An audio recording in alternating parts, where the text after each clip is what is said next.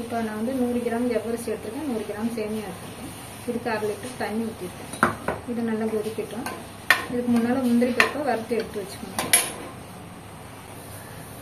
ஜவ்வரிசி 15 நிமிஷத்துக்கு முன்னால் ஊற வச்சிடணும். இப்போ 1/4 மணி நேரம் ஊற வச்ச ஜவ்வரிசி தான் இது. கொதிச்சோன்னா இப்படி போட்டுருவோம். போட்டு வேக வைக்கணும். அடியில் பிடிக்காம பார்த்துக்கணும்.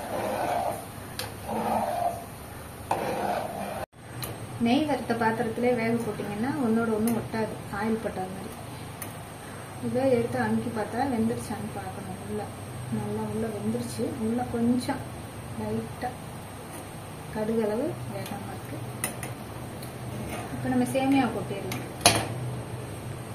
ஒரு சில ஜவ்வரிசி வெந்துருச்சுன்னா கண்ணாடி மாதிரி தெரியும். சேமியா போட்டு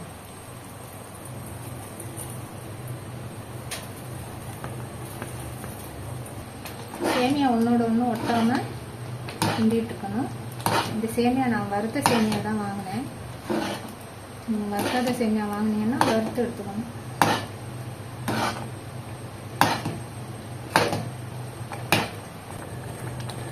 300 கிராம் சர்க்கரை இதில் போட்டுக்குவோம். பத்தலைன்னா நீங்கள் மறுபடியும் போட்டுக்கலாம். இனிப்பு நிறைய சாப்பிட்றோன்னா பத்தலைன்னா போட்டுக்கலாம்.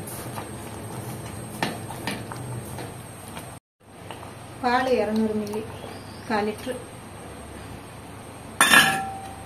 ஊற்றிக்கலாம்.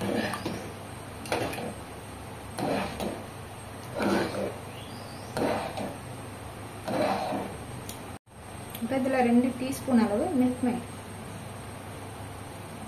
போட்டால் நல்லா இருக்கும்.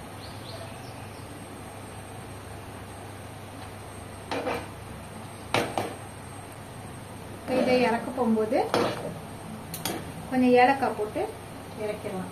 ஏலக்காவும் முந்திரி பருப்பும். என்கிட்ட ஏலக்காய் பவுடர் இப்போ இல்லை. இந்த பச்சை கற்பூரம், வெந்தயம் எந்த அளவுக்கு இருக்கோ அந்த அளவு, ஒரு வெந்தயம் அளவு போட்டால் போதும்.